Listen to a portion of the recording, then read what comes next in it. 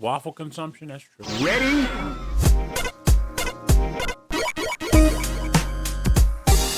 There's the theme song. There's the theme song. Dabba dabba dabba dabba yabba dabba dabba do now.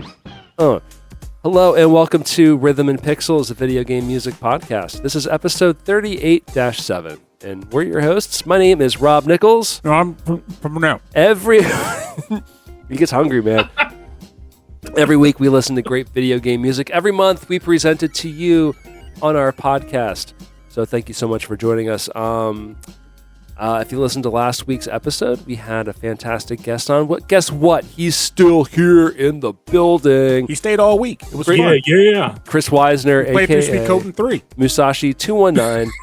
Thanks for sticking with us. Of course.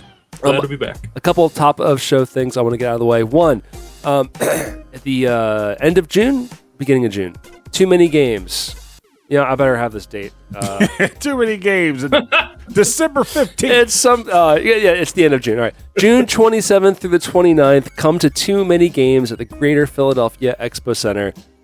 Greater Philadelphia meaning not Philadelphia, but actually Oaks, Pennsylvania. Come out. It's a fantastic show. Away from Philadelphia. Every year, this show has gotten bigger and better for it. They've just expanded into a much bigger place. It's really, really fun. They have classic Tetris championships going on there, other esports stuff, a huge board gaming section.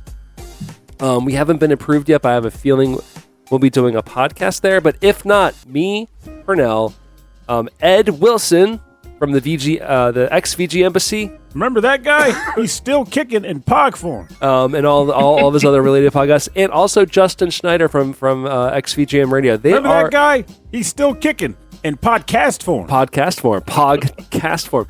They are driving down from Connecticut all the way down. Remember Connecticut? It's still kicking. Yeah. So like there, I think Justin came down with Mike 1 year.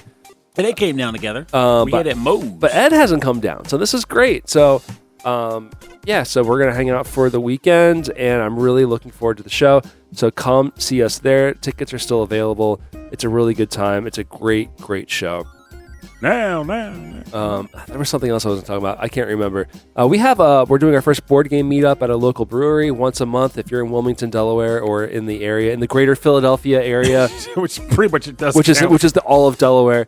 I'm actually a little scared. Yeah, come out to our board game night. We're going to be hosting. It's going to be a lot of fun. Drink some beers, play games, meet friends. Play Pogs. You could probably play Pogs there. Pogs, yeah. I do have a bag of Pogs. I could actually bring them just for the crap of it. Attack and dethrone God. There it is. Well, I'm sure there's some board game that you do it. Anyway, which brings me right along to RPGs. We're playing role-playing games on Rhythm and Pixels this month. Role-playing games that are one-offs. Now, Chris, why one-offs? No sequels, maybe remasters and re-releases, but no sequels. Just this one game came out, usually on the PlayStation 1, and then you never see them again. I think, when I proposed originally, I think I said oddities and obscurities and one-offs. And yeah, the reality is, so many RPGs, you've got your Final Fantasies and your Dragon Quest. You kind of get these big franchises, that to this day have kind of become the Marvel universe equivalent of something. Yeah. But then we have these games that kind of fall through the cracks. Maybe they didn't get localized here, or they had just the one title, never got an expanded universe. You never really got to experience it. And I mean, last time I was on, we talked a lot about what the RPG or turn-based critics used to do when we would do panels, and that was one of the things we tried to focus on was, it was RPGs that weren't Final Fantasy. Yes. Now, of course, there's other series, but here's all these games that, you might not have played. Yeah, there's a lot on the PlayStation 1, and I think that's because there's a lot of companies where they were kind of dipping their, toes into, that kind of game development at the time. So it was interesting to just kind of churn something out and then move on to some other different type of genre. But in doing that, you kind of, like I said, stuff slips through the cracks, and there's some really great gems out there that you might not have heard of that also have some fantastic tunes to go along with. Yeah. So essentially kind of highlighting some of that, maybe, games, in my opinion, I would like to see a sequel to, or even a remaster of in some cases. But definitely expanded upon. Yeah, and that's something you talked about specifically in our last episode, where like if these game companies don't want us to emulate, Pernell's hand is up. No, I'm drinking 12% beer. Are you stretching? Okay, yeah. Okay. Yeah, that's a very strong beverage you're drinking. But yeah, if companies don't want us to pirate their games and emulate their games, they need to make them accessible in some way. And that's correct. And for some reason, like, this is the one industry where it's just churn and burn, fighting tooth and nail against allowing us to play these classic titles. I mean, in my mind, emulation is preservation. Yes. And if something is not readily accessible to buy, then no one is being, like, I don't want to hear about IP ownership. Like, no one's being deprived of finances, especially if some guy is on eBay selling a game that came out originally for $50-$60 and now they're selling it for $500. Right. Yeah. Like no one's winning in that. Squaresoft's not seeing that money. Konami's not seeing that money. But hey, but my retirement fund is seeing that money. Yeah. Look, if Konami wants to go out and license the software that's like for DuckStation, call it Fog Station for all I care, and put out Silent Hill in that form, be my guest. But people want to play these games. They want to experience history. They want to experience art. And emulation is the way that preserves those kind of things. I mean, hell, wasn't it?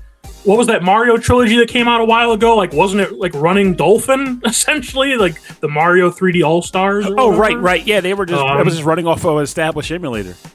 Mario 3D All-Stars. Like, so clearly, companies are willing to use it when it benefits them. So, put out some of this stuff. I guarantee you people will pay, they're not going to pay $60 for, it, but they'll, pay 10, 15, 20, something that's reasonable, or do a proper, Star Ocean Second Story. They did a proper, kind of, re-update of it. Nintendo running Dolphin in the background to emulate their older titles is interesting because from the perspective from like an executive's perspective, they're like, well, we use a lot of open source software to do this, this, and this. Hey, wait a minute, this emulator is open source and it's better than what we could do. Why not we just? I mean, it's a silly way. It's also, think about it, it's a danger. Maybe a byproduct that the people who create these emulators didn't realize could be happening. Mm-hmm. It's like, oh, we're making this to preserve video games, and the company's like, I'm going to use it to sell it back to you. Mm-hmm. Just very interesting. I think of the Silent Hill thing because what was it? The Silent Hill collection a couple years ago. That thing was a travesty. Had 2 and 3 on it. It was like super buggy. No, it was 1 and 2. Had all these issues. Was it 2 and 3? I thought it was 1 and 2. It's 2 and 3. Oh god. But yeah, like super buggy, all these issues, and Konami's like, well, we don't have the code anymore. Well, then do the emulation thing. Like, people will give you less grief if you did it that way, so it's playable. Yeah, at least it's playable. Yeah. You may not be adding something extra to it, or maybe unless you kind of like hack it. Like there's even when they did that, that PlayStation Classic, the Mini, like it was all emulation, but it was running in the wrong frames per second, which was why it was all janky. So janky. People still bought it. Oh yeah, people still bought it because there's an appetite for it. I bought it on big clearance at Best Buy for like $18. Nice. I wish I got it for that. I never saw that at a clearance point. All right, here we go. It's time for Clearance RPGs, the episode. Hey, that's very rude of you. These games could be sweet. Chris, so we picked some tracks from some games. We can talk about the games. We can talk about the music. I'm sure everyone here, by everyone I mean Chris and Pernell, are going to have some opinions on some of these titles. Chris, why don't you start us off? What do you have for us? Sure. So for my first pick, we're going with Zako Battle 4 from the game Racing Lagoon for the PS1, and it is composed by Noriko Matsueda and Takahito Eguchi.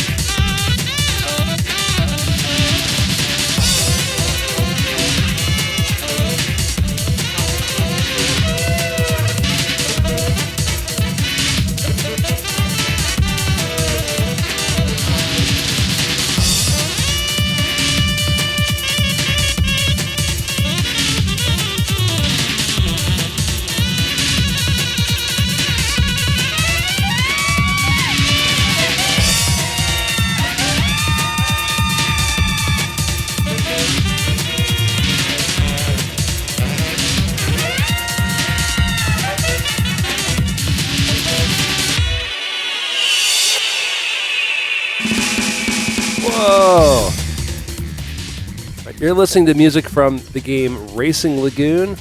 This is music composed by Noriko Matsueda, Takahito Iguchi, and I've got from the credits of this game, we got tenor sax by Hiroshi Matsumoto and alto sax by Jake Concepcion. Wow, was not expecting it.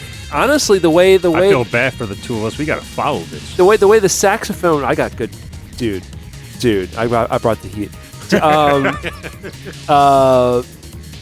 Maybe not the same level of energy, but anyway, hearing the saxophone, it sounded it sounded originally to me like they lifted a bunch of saxophone off of a sample CD and slapped it together, and be like, that sounds kind of crazy, right? But then as it went on, I'm like, no, someone's playing this. Someone is. They recorded this, and sure enough, Studio record. There's a whole series of musicians, of session musicians they have on the soundtrack. It's really good. This is a cool game. So, for one-off RPGs, Chris, you brought a racing game. I did. Yeah. So let's talk a little about Racing Lagoon, which Square did describe as a high-speed racing RPG or a car PG. Car PG. I like that name. Yeah, I love it.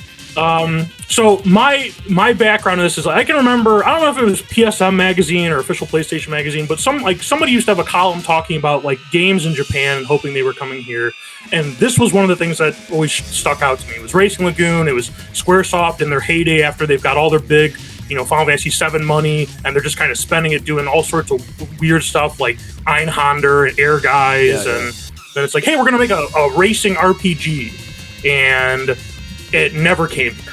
It just kind of, you heard about it, and then nothing ever happened, and and for years I was always curious about it, and then it happened to be one of those games that a team decided to do an English translation of, and it dropped a few years ago. Shout out to Hilltop. It is a racing game that's an RPG. You're an amnesiac driver, kind of navigating through that area of Japan, kind of dealing with the economic downturn that Japan went through in the 80s, which I think is probably part of why they didn't bring it here. They probably didn't know, how could we talk about this, historical element in America.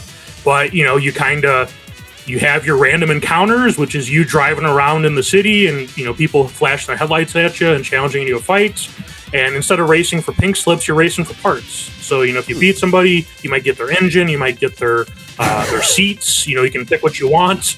Or, if they beat you, they might steal, your entire brake system or something. And then, seems brutal. That sounds so funny when you're racing somebody and it's like, okay, I beat you, so we have to sit in this parking lot for the next 6 hours while I take something apart. This guy crawled into your car and removing your brakes.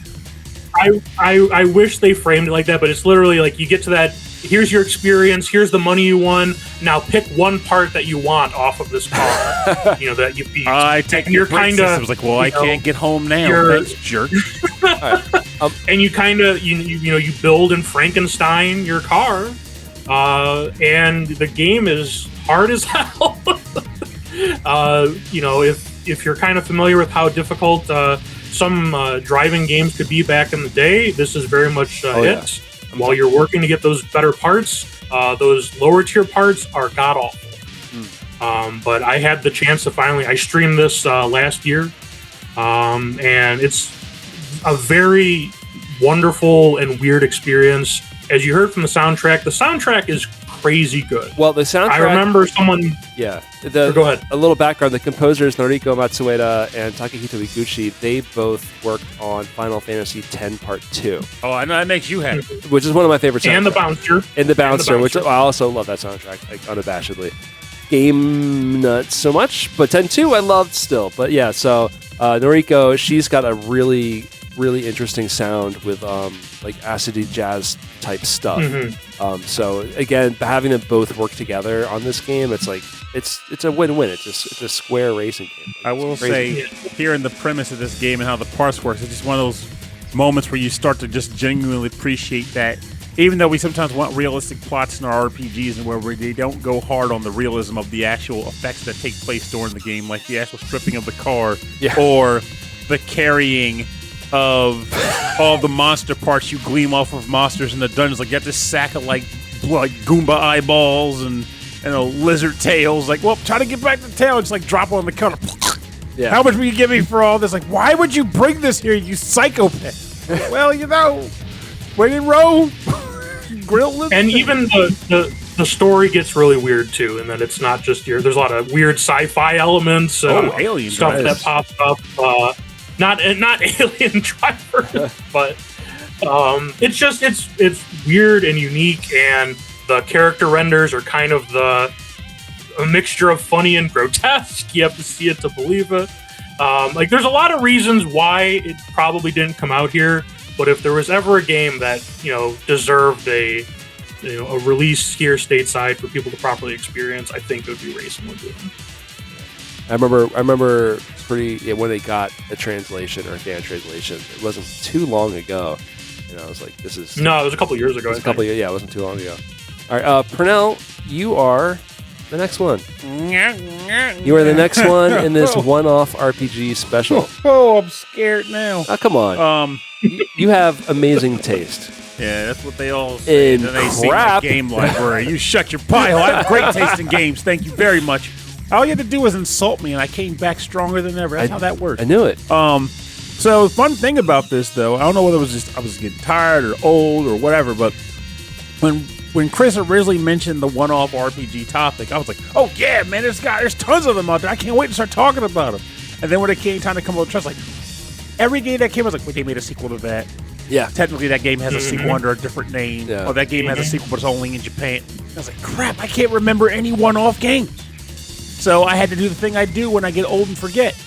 I had to go through multiple lists of games on my inventory and like, oh, that one, I remember that, and then stuff started coming back to me. Oh, good. But then the first game I picked, I've actually never played before. Despite owning it, I started playing it today because of this show.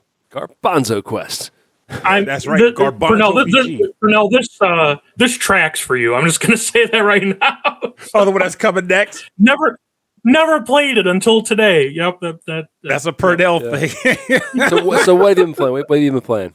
So this game, this track is called Medal of Honor, and it's from the game Medal of Honor. No, it's not. No. It's from the game Kowloon High School Chronicle, and it's composed by Takashi Nitta.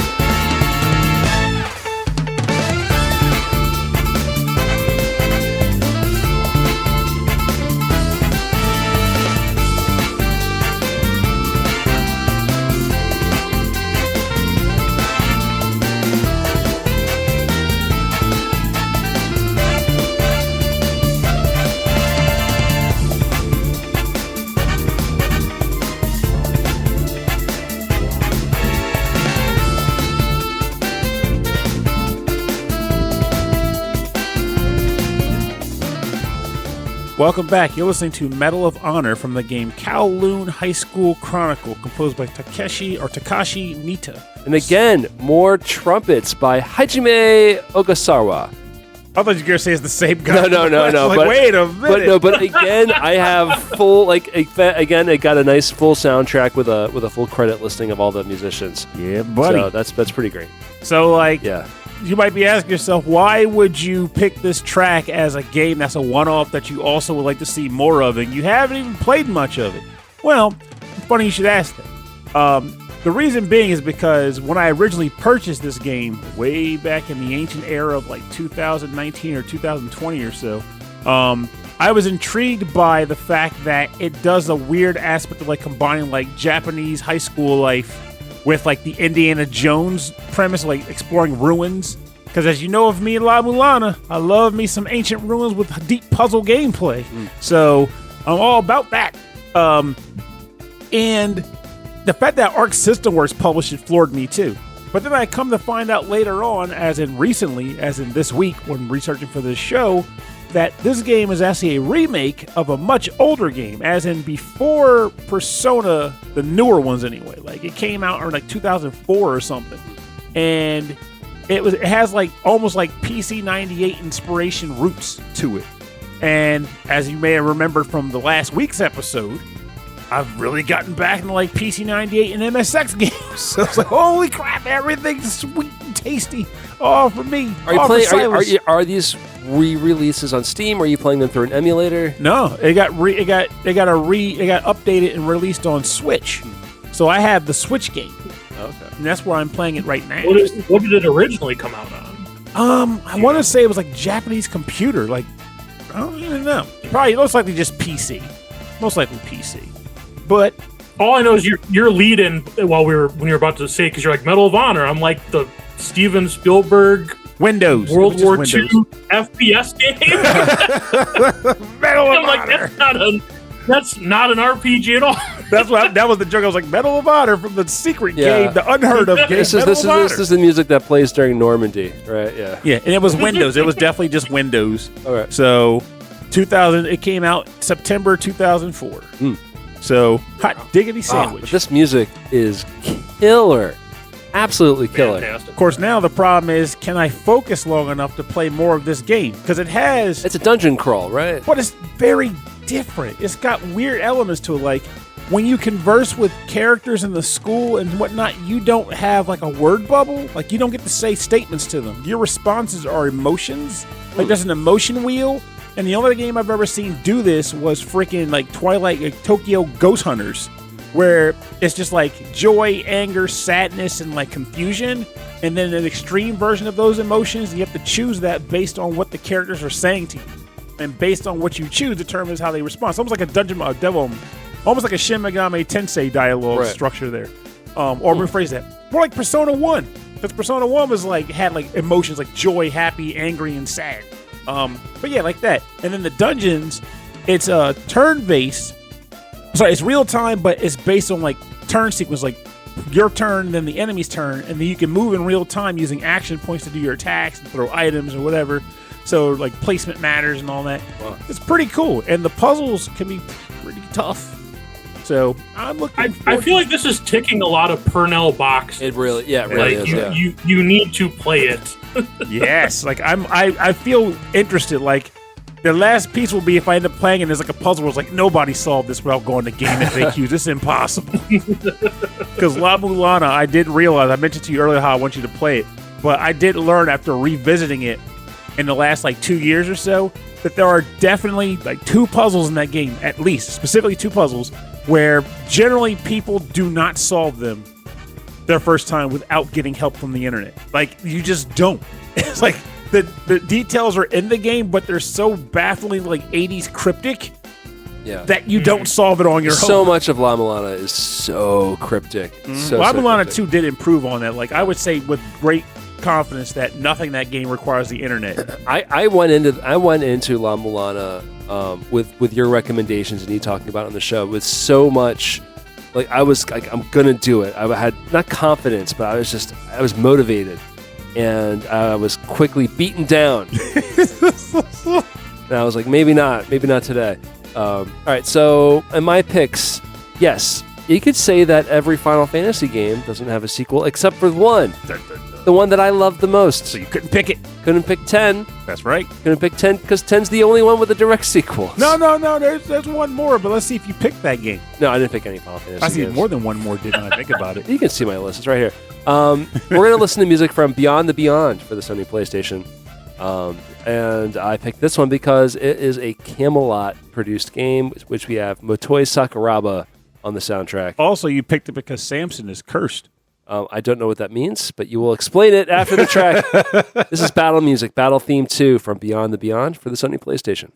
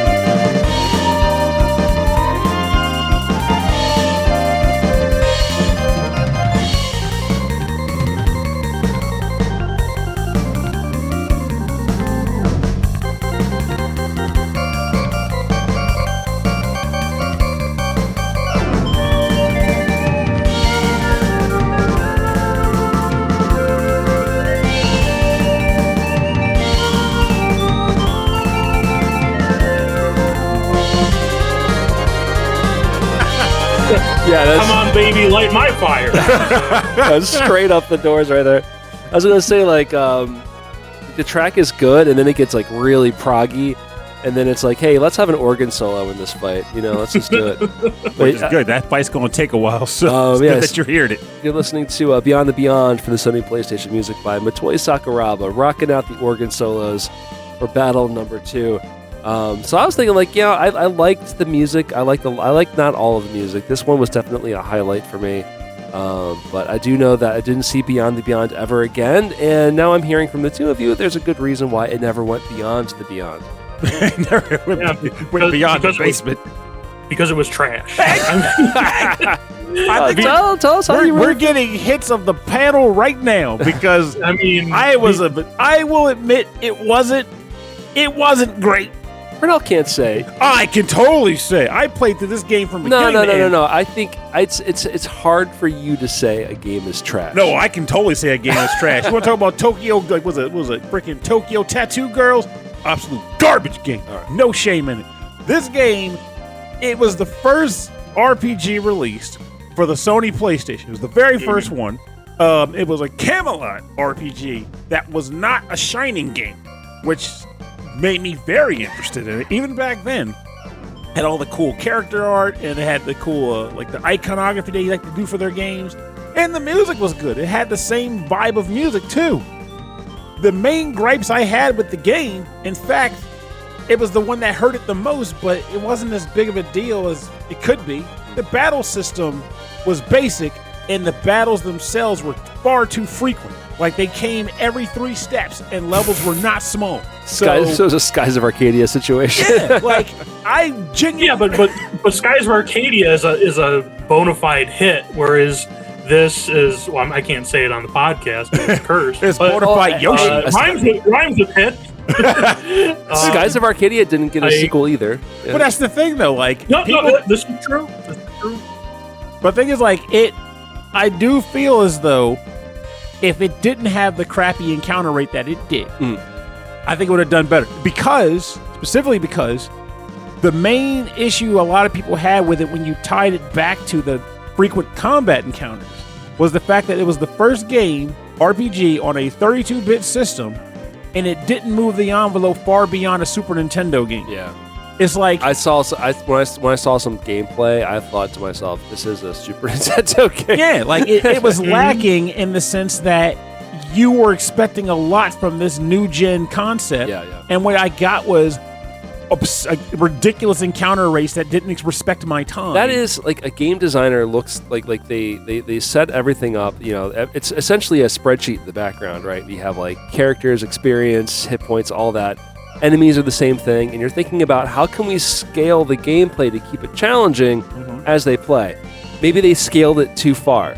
Yeah. And their response was, let's not scale the levels higher to keep up with the enemies. Let's just give them more random encounters. Give more monsters. More opportunity to grind. Kids love those monsters. It's also a little too short, so let's just add some more encounters. And that's the thing. It's like, so for example, a lot of people can't say they hate it for the narrative because most people didn't play it long enough to learn that the narrative potentially sucked, right? It was just, this game sucks. And people knew it to suck. But why would you know the game to suck within like an hour or two of the game? Not saying that they're wrong for not liking it as quickly as they did. There's valid reasons. It's just, if you can pinpoint what those issues are. Okay, here we go.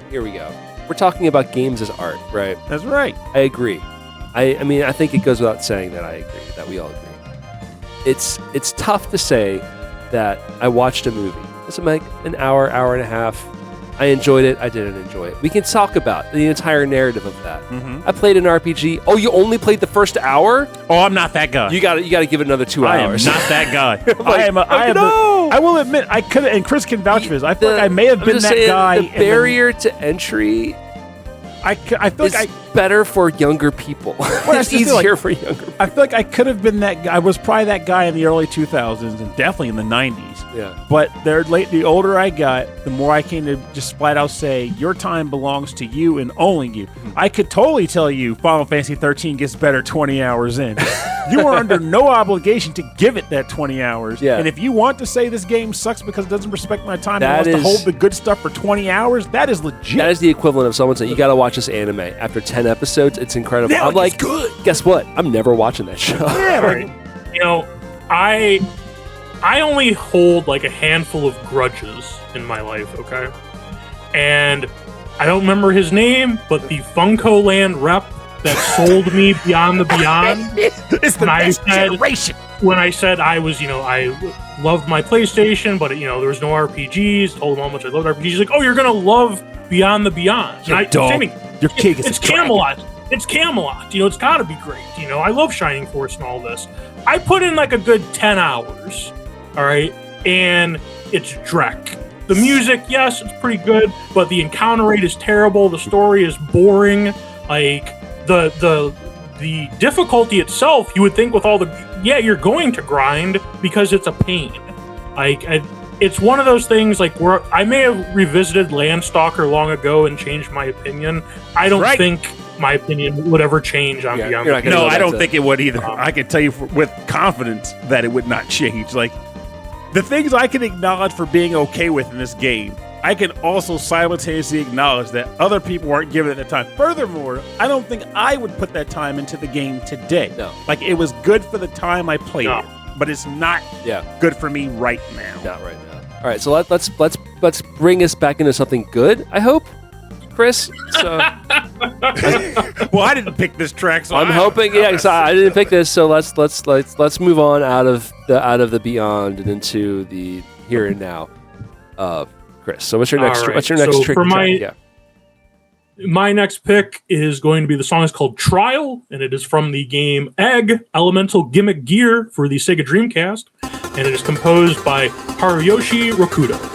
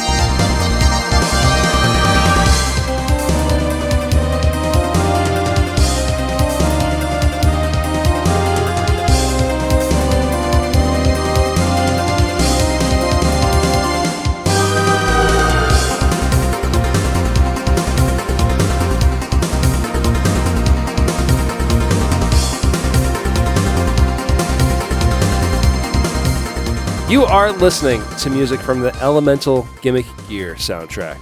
for the Sega Dreamcast. This is music called Trial. Is that right? Yep, Trial.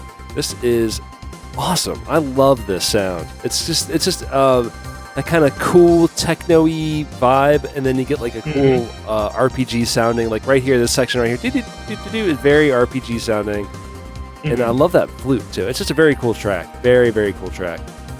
And you're playing. Yeah, There, go ahead. Oh, sorry, you're playing through this one now, right? No. I'll do through it. I'll do it at some point. I mean, I played through it way back in the day. I remember when I was on the episode before, we kind of talked about Dreamcast being cursed with not having that big of an RPG library. Yeah. But this is like one of the handful of games that made it out over here. It's an action RPG where you kind of you're a little dude who wakes up and you pilot this egg-shaped golden knight mech. And you just kind of, in this sort of post-apocalyptic world where it's this dome that kind of has an octopus coming out of it. It's interesting because, like, apparently the game was supposed to be, like, 3 or 4 times bigger than it was. Like, they wanted you to play, like, multiple pilots through multiple generations. It could have been huge. It could have had a sequel, but never happened. And it's funny, I had sent Pernell some of the art for it the other day. Like, the Japanese art is just beautiful, like really what they did for like the game, the promotion, and then you see the cover art for the American release, and it's just like, what is this? Why does that happen every time? I really don't know. But I'll send you the pictures at some point because, like, yeah, the magazine ads for it just this gorgeous, design work, and then the cover that we got here is super silly. Yeah, I'm looking at the. But it's very underrated. Yeah, I'm looking at the American artwork right now, and it's very. Yeah. Yeah, it's kind of janky. Then now I got the Japanese artwork where it's. I think it's because they wanted to fit like a character, maybe like American. On the American side of things for Sega, they were like, no, a video game's got to have a character on the cover. So there's a guy coming out of his mech, but he looks kind of messed up. But in the Japanese one, it's very stylized. It's got like it's very stark design. Yeah, just no character. It's just the mech shape and all of like cool mechanical stuff. Oh no, there he is. He's in there. But still, it's very, very like black and white. It's cool, super cool, very intriguing. Much more like adult. Very much so. I'm stuck in my head. You bring in some heat. This is a really good, like, I feel like for RPG style music, we're getting like some like fun upbeat tracks. A lot of high energy considering we're recording in the evening. Yeah, gotta keep us awake. You gotta keep it going. Not everyone is lucky enough to have energy waffles like I am. Well, I mean, you're energy waffles with a margarita chaser. That's right. What's happening? He's up. He's down. He's kind of all around. Get drunk. At least they're doing the waffles and not the goo, where it's just energy. There's energy goo. It's literally. That's the stuff I used to eat while I was running marathons. Like Nickelodeon Gak. It was like essentially it was like that. It was like a little tube, and then you would squeeze it out into your mouth, and it was just liquid calories and salt. Just picture the commercial. The guy's like, radical. Squeeze like those little like those like what yogurt and applesauce like packets that you can do like that. Yogurt, and that's totally how those commercials treated it too. It's like, yo, dude, it's yogurt in a pack to squeeze it. Yeah. I mean, that's probably what the guy who pilots the gimmick gear is eating at the time. Let me squeeze this gelatin into my mouth and pilot this robot. Radical. You think it's going to be like space food, like the freeze-dried stuff. Now that stuff was gold, baby. Astronaut ice cream was great. But it's not. It's a tube of weird goo. Hey, don't you besmirch the astronaut ice cream. Oh, no. I'm saying I think astronauts eat mainly goo from pouches. Yeah. But then the astronaut ice cream is the treat that lets them actually put something semi-solid into their mouth. I'm tired of chewing my food, honest with you. True. I just want to taste it and be done with it. I just want a little packet of it. Anyway, I don't have any more on that joke. Pernell. I have a track from a game that not too many people may have liked, but I don't care. I'm not those people. as we learned from Beyond the Beyond. Another Beyond the Beyond track. Is it Sakuraba? Nah, this is not Sakuraba, actually. And in fact, this is more recent than all the tracks we've played so far. Okay, let's hear it. This is from the game Destiny Connect TikTok Travelers. I think I brought a track on here once throughout the entire time we've done this show. You gotta slow it down. Destiny Connect. Travelers. All I heard was TikTok. I'm like, what? There's Destiny RPGs on Connect. TikTok now? Oh, you know they're coming. Should this YouTuber eat the Gogurt? Destiny Connect TikTok Travelers is the name of the game. TikTok Travelers. Okay, cool. That's cute. That's cute. Also, should this YouTuber eat the Gogurt? Combat Demonstration is the name of the track. And the composer? Well, you just have to guess. Give up. It's Yukinori. I was like, because I didn't look it up. All right, cool.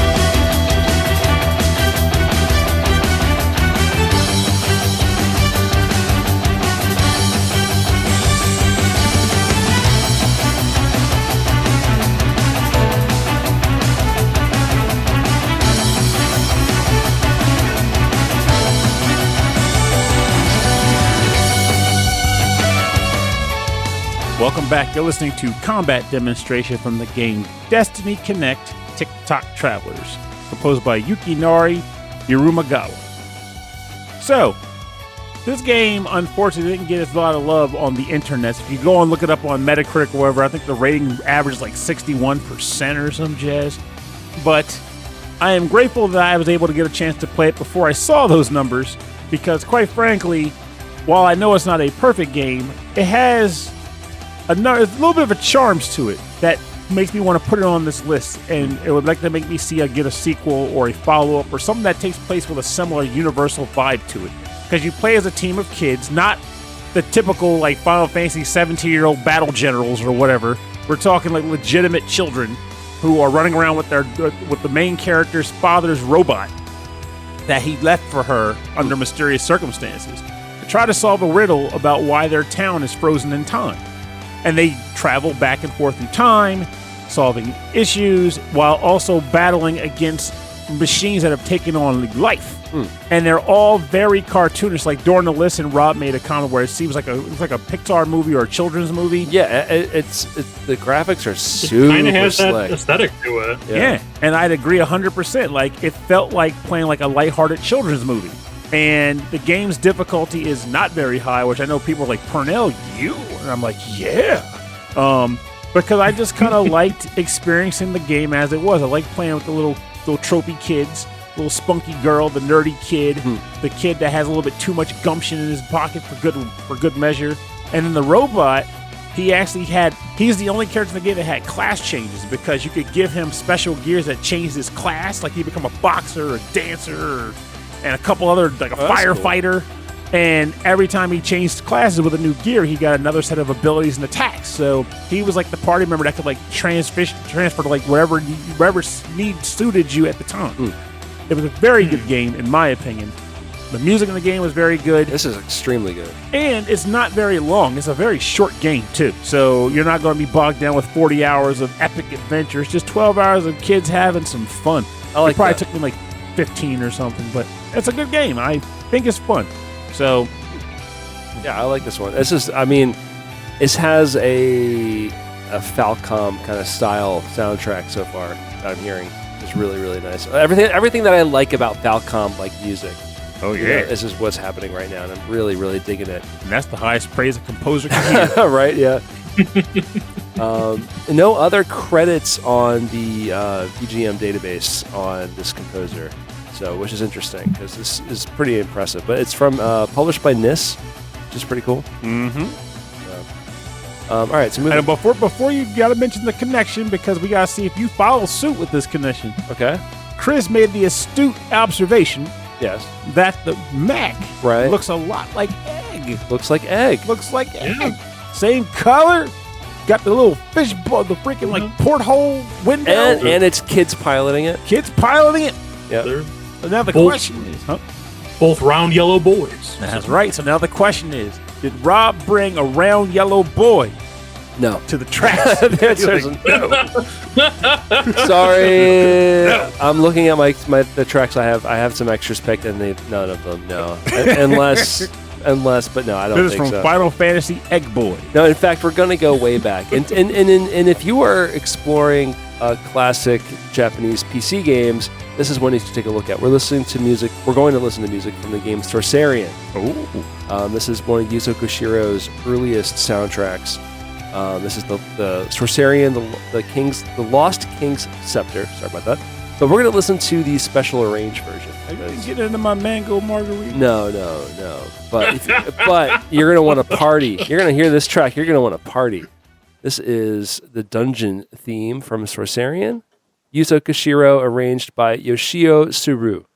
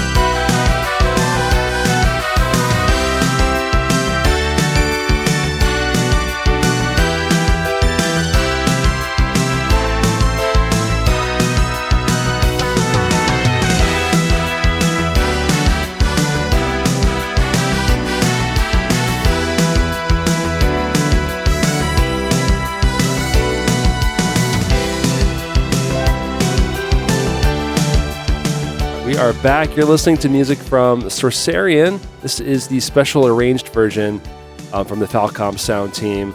More specifically, Yuzo Koshiro, arranged by Yoshio Tsuru.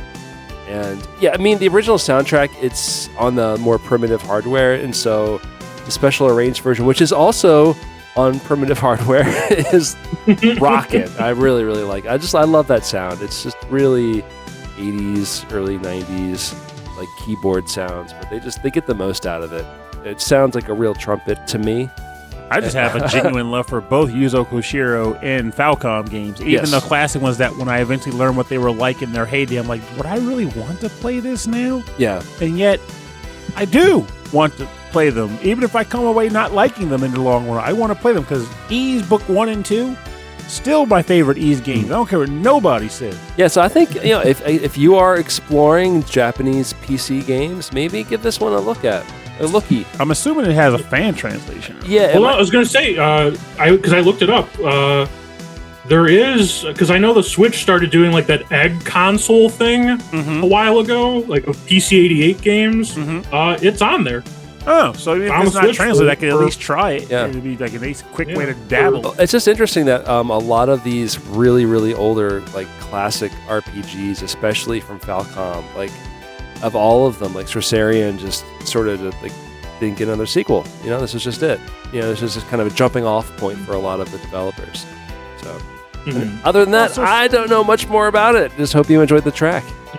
I did. I can tell you that it's $6.49. I like that. That's my kind of price. That's an accessible price for curiosity's sake. Like, I actually bought the EGG version of Popful Mail just to see how it played on the P. Nice. Despite the fact that I will not be able to read anything on it. You just wanted to see it. I could fumble my way until I get bored. You're not going to sit there with a translation guide printed out. All right, so we're going to turn this track down, and we're going to get into the part of the show that we call the bonus round. I'm cutting in with a bonus tidbit, actually, before I say that. What's up? Because I want EB to beat you to the punch. There was a sequel. I think there was a sequel to Sorcerian. What's it called? At least Sorcerian Forever.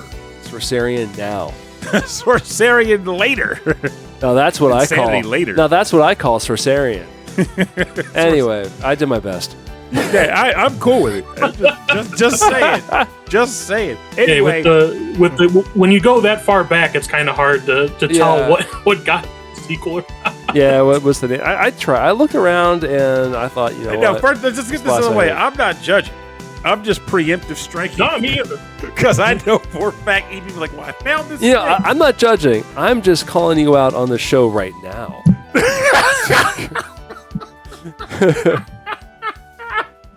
Yeah. All right.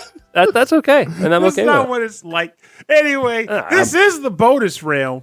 Two best friends doing the bonus round. Let's talk shop. Let's do it. Chris, we asked for you to bring some tracks, some oddities, tidbits, vocal tracks, remixes, covers. What do you have for us? All right. So I've got a banger. And this is going to be from a remaster, mind you. Came out recently. This is Megalomania from Live Alive, originally composed by one of the GOATs, Yoko Shimomura, and this is covered by Yoko Scrolls.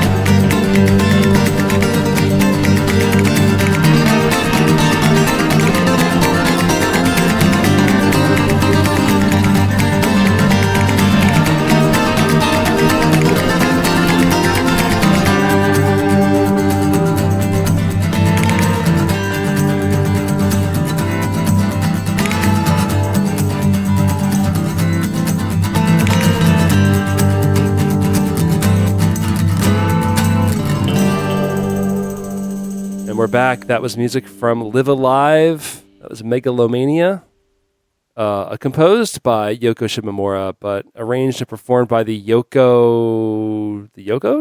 No. Yoko Scroll. Yoko Scrolls. Very cool. Yoko Loco. I dig that. I love that like Spanish guitar style sound very much. Yeah, like we were saying during the break. So I mean, there's a lot of covers out there of the song, and they're all like very like electronica, metal oriented, and they all kind of, not to knock on them, but they kind of bleed together because that's very much how the original song is. So I came across this, and it really, it's the one guy playing 3 separate acoustic parts. There's a slide guitar, there's castanets, there's a tambourine. It really just kind of synchronized into this perfect cover for me. And they said, like, one of my favorite characters in the game is the Sundown Kid. That's the Western chapter, so kind of fits perfectly into that. And while this is a series that got installments, very reminiscent of like the Wild Arms games. But Live Alive is one of those games, like, it never got any sequel. It actually kind of was in obscurity for many years. Came out way back in the day, never came out here. But because of the emulation community, which I want to say was like the creator of Live Live thanked, like that's kind of what got attention brought back on it, because it's very unique for its time. I mean, I can't remember who it was, but someone compared it. It's like you take 8 different like shonen animes and then you pull them all together for like the crossover episode in the end. At the very end, which actually reminds me, of all people, I feel like, given what I know about you personally, I think you'd be the one to ask this to. What did you think of the robots chapter? So it's interesting. So that's Cube. That's the distant future. Like almost no combat. It feels like oddly reminiscent of like the movie Alien. Yeah. From I think, and I'm sure other people have compared it to that, like the Ridley Scott movie from back in the day, where it's like you're just this little baseball sized android wandering around a spaceship until you have to deal with this the aliens attacking anomaly, the crew. Yeah, and it's really unsettling at times because you're just trying to figure out, where is this thing, like you have to run away from it, otherwise it'll kill you. Like the only combat in that entire chapter is the VR simulator, and then the actual final boss of the chapter. That's the only final combat. boss. But and I think that's one of the great things about that game is you get very kind of 8 different stories and types of games. I mean, they're all RPGs, but you've got that game, you've got the Sundown one, you've got the one that's kind of I think it's like the current, like modern times one is the Street Fighter style game. Yeah, I did that one too. And there's the one where you try to break into the castle. Edo. Yeah, there's the ninja one. There's like the near future, which is the one with like the giant robot fighting the kaiju.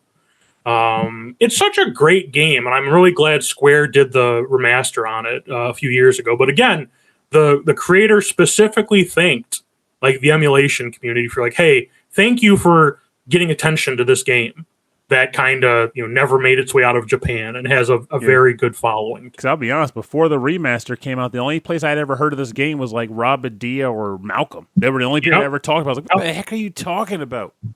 I've never heard of this. They would hype it up a lot. I'm like, I don't know. It's such a Live Alive. Even the name is odd. Yeah. But yeah, it's a great game.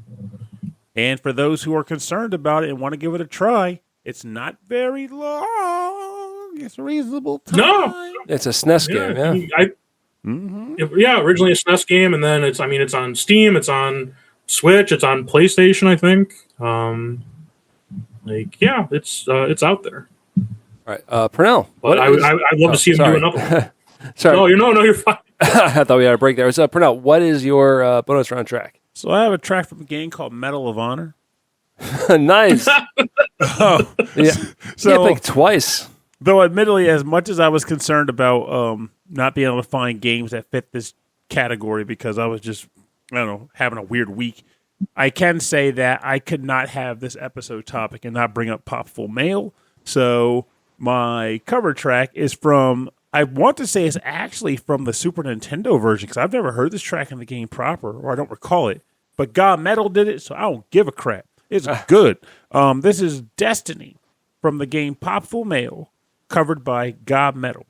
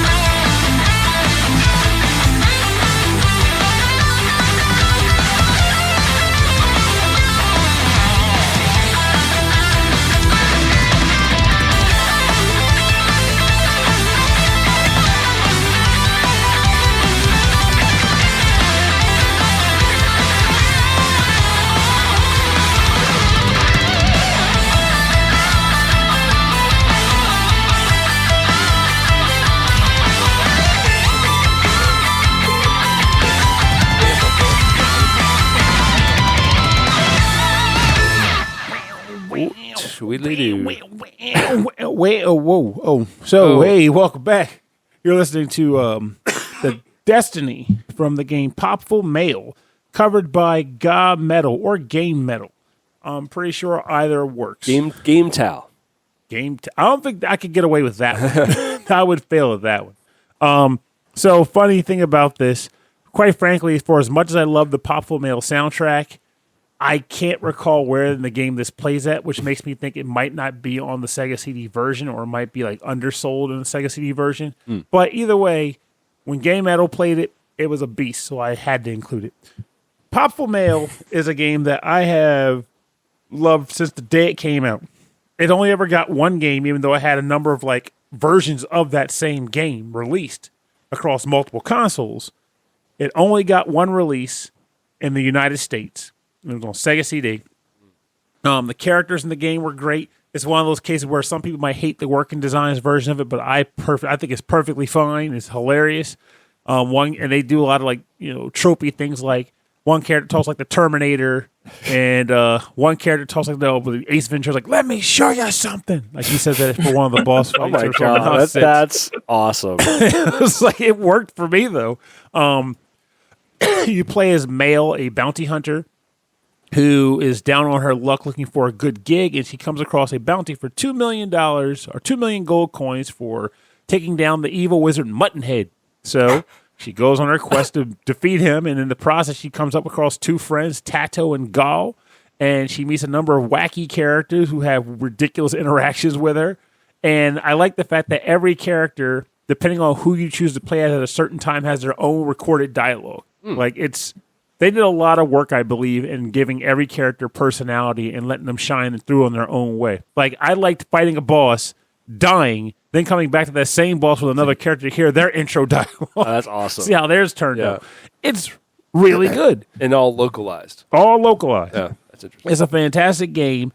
And the closest I heard they actually came to continuing this franchise was there was originally talk of there being an anime based around it. And they had a promo video for it, which I only saw within like the last couple of years.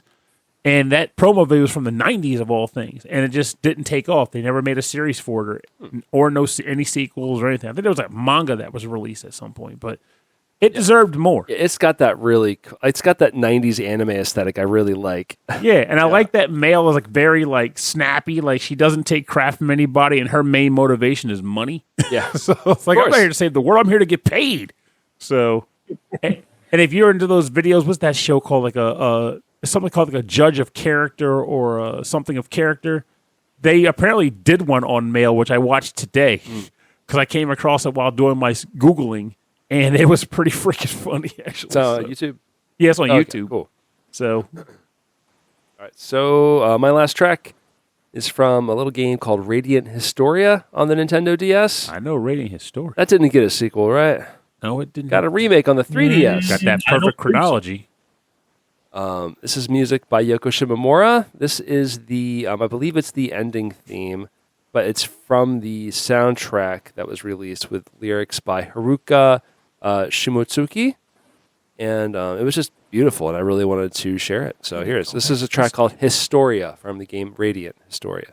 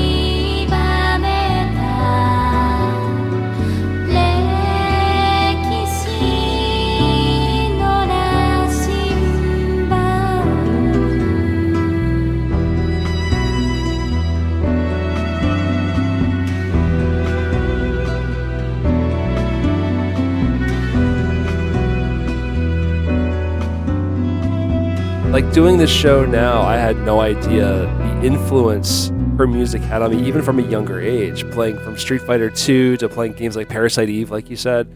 Like, just, I'm like, oh, I love all the music to these games. I had no idea they were done by the same person, you know? Yeah, well, even that Live Alive is one of her first games. Yeah, that's right. I think it's the first game that she did for Square. Yoko Beastamora. I'm like, yes. Yoko Beastamora. That's incredible. Oh, man. Well, so for more information on the bonus round part of our show, go to rhythmandpixels.com. We'll have links to the artists' Bandcamp, SoundClouds, everywhere you can go, find the music, buy the music, and support these artists.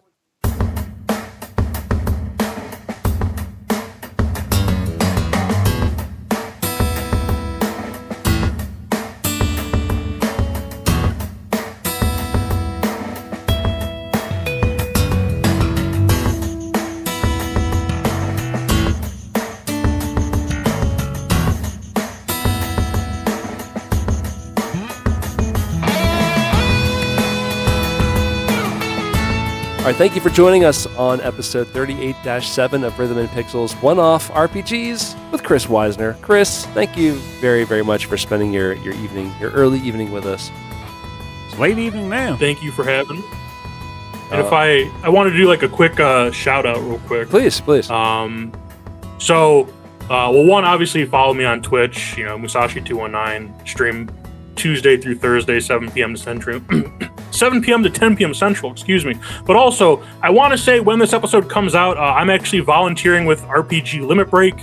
It is a speedrunning community running from the week of May 18th to the 24th, raising money for NAMI, the National Alliance on Mental Illness. So if you want to see people beat stuff like Chrono Trigger, stuff like Landstalker, Cassette Beasts, I know Pernell's a big fan of that game. I think. All week long, people running, speed runs of awesome RPGs, raising money for a great cause. I'll be there processing donations online and doing some moderation work. But yeah, check it out on Twitch. I think on YouTube as well. So. Are you also telling us that we should look forward to seeing you unlock Excalibur 2? Final Fantasy 9?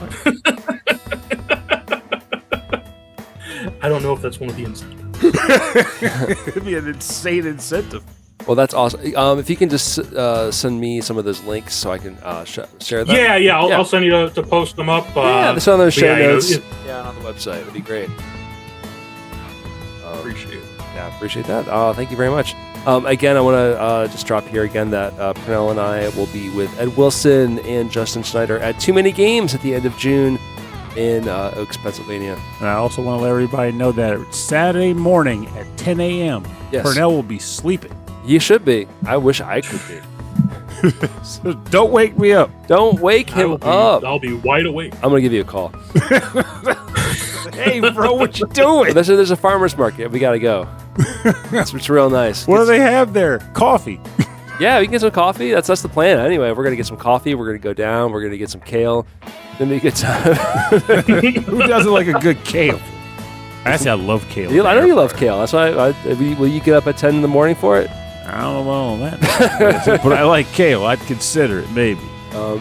Anyway, if you would like to get in touch with us, if you have a track suggestion, topic suggestion, if you're an artist or a cover artist, or if you're a game developer and you want to talk to us, let us know about it, or talk about us on the show, please send us an email.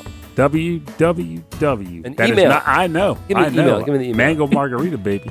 Rhythmandpixels@hotmail.com. And then for a full track listing of this episode, and access to all of our episodes and the past episodes, and access to our Discord, please go to our website. Rhythm and Pixels tag Facebook. www.rhythmandpixels.com. Yeah, the link to Discord there gets to our Discord server, obviously, and it is full of people, like-minded people who are into music, who are into classic video games. Pernell and I are there from time Pogs. to time. And there are POG championships. There are. That take place. Next one's scheduled 2028. I don't know what it is. I feel like I heard about it, and it was when I heard about POGs as a kid, it was already done. It was already like a joke. Nintendo Power made them big for me. It's like, hey, you get Really? these Mega Man X Pogs. I'm pretty sure somewhere back at my parents' place, like I have an old metal lunchbox just full of them. Nice. I got a bunch. They're like little circles. They should have come in a tube.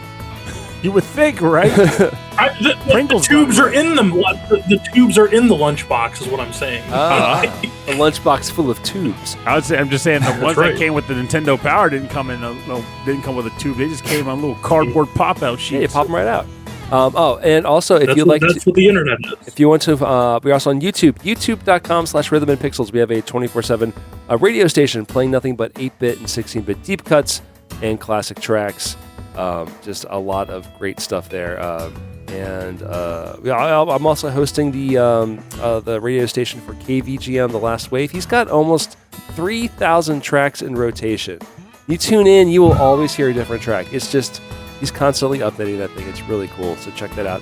If you'd like to support the show, you can support us on just listening to it and telling people about it. That's a huge help. Carve the logo onto your hair. You can also go to tpublic, tpublic.com/Rhythm and Pixels or shops.rhythm and Pixels, something like that. There's a lot of cool designs there. I have been creating new designs, so if you want NES Ice Hockey, the character select on your shirt, I don't know if anyone else has nostalgia for it like I do.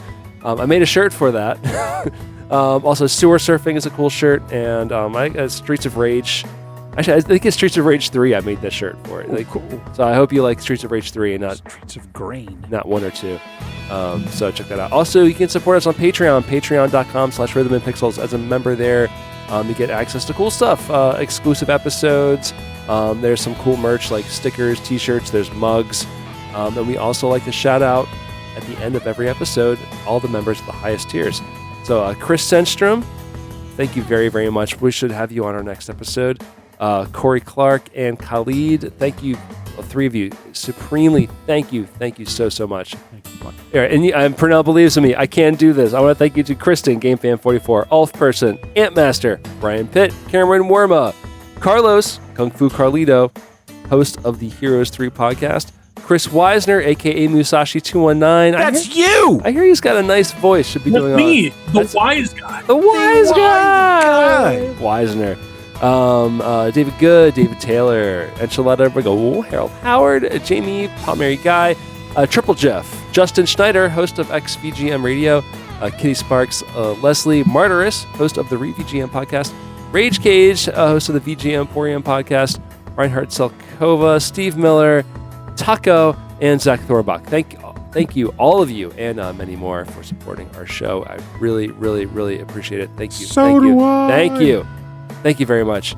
We don't have a topic for next month, but I believe we'll have Chris from Gameable Audio, and so he'll bring us, it'll be much better for it. I'll be Let's just say honest, that. I thought about pulling a Hail Mary to seek out a guest. I don't know if it would be doable or not. Because apparently the voice of Luna from Lunar is active on social media. So I actually thought about reaching. I was like, yo, so the Lunar remaster just came out, and she was doing a lot of talking regarding, speaking up for, how Gung Ho did what they could because they couldn't get the rights from Victor Island and all that stuff. I was like, it'd be cool if you came on our show and talked sharp. Reach out. It never hurts to reach out. And for anybody out there who is interested in doing a podcast or a YouTube show, or just do it. It never hurts. Just get started and start small. And if you want, if you think, I'd never get this person on my show, just reach out like we did. And we got Chris on the show. It's incredible. Chris was like, what the hell are you doing in my inbox? And I was like, dude, for real. Just come hang out. I said, Pernell, give me Hideo Kojima on the phone, and you got me Chris. Hey, first of all, I'd rather have Chris to Hideo Kojima, and I'm not joking when I say that. So enjoy that, whatever that means to you. I'd rather have Chris. Yeah. So, well, I love Chris. Everyone hates Chris, but we love Chris. I appreciate it. Wow, I didn't realize that. I was trying to make a joke. The tables have turned. The Chris Rock show. Everybody hates. Now he's on Abbott Elementary, and he's actually very funny on there. Yeah. So Chris Wisner, host of Abbott Elementary, thank you. It's one of my finest achievements. Yes, you did good. You did pretty good. It's. I heard it's doing pretty well. So he's gonna go far. They got approved for seasons 5 and 6. Yeah. So hot digging. Anyway, we'll have links and to the fundraiser on our on the show notes. So if you're listening to this on your phone, scroll down a little bit to where it says about the show, and you'll see links to everything about what Chris just talked about. If you're listening to this in your refrigerator, how the hell did you do that? Yeah, get out of the refrigerator. It's not that hot outside. You can get outdoors. It might be one of those smart refrigerators that's got like the app screen and the speaker on it. And all that. You never know. That'd be crazy. I think one of my favorite things. I was at and one more thing, and then we're done with the show. I was at a Lowe's hardware store, and I was looking at refrigerators, and there was a smart fridge. It had a big touchscreen panel on the front, and it had a cert error. It just said certificate error, could not connect to server, and I thought, awesome. Someone tried to install Doom on it. No, it's everywhere. It's just you can't connect. Somebody tried to run the Ebony app on there. No, it was GE did not renew their certificate because they were too busy playing Ebony online. We gotta start doing live streams again so people can get some of these inside jokes. All right, thank you everybody for listening to the show. Thank you again, Chris, for being on the show, and thank you for Pernell for hanging out in my basement. It's a good time to drink mango margaritas. Yeah, and thank you everybody for listening to Rhythm and Pixels. My name is Rob Nichols, and good night. We'll see you next month. And remember, well, escapism is in, baby, and we just had a good discussion about what a great way to escape from nonsense to get to some comfort could be. That being classic quality RPGs. You might find yourself wondering why would I put my time into this? It's just another video game, right? And I'm here to tell you, not necessarily. Great stories, great time spent, great dialogue to exchange with other like-minded RPG enthusiasts, and hey, it'll even improve your vocabulary. I should know, my vocabulary surprisingly grew because of RPGs. I stopped reading books way too soon. That's right. And then when you insult somebody, you call them a knave. I did. A rogue knave at that. Rogue knave. So get some RPGs under your belt. Even if that's not your typical genre, don't let that stuff get your toes in and find out why I'm so addicted. Let me give you the AI summary. Get them RPGs in you. All right. Yeah. I met Pernell. He called me a brigand, and I was like, what? Bam. And he called me Colossus, so it was a bit of an even split. I did call him a Colossus.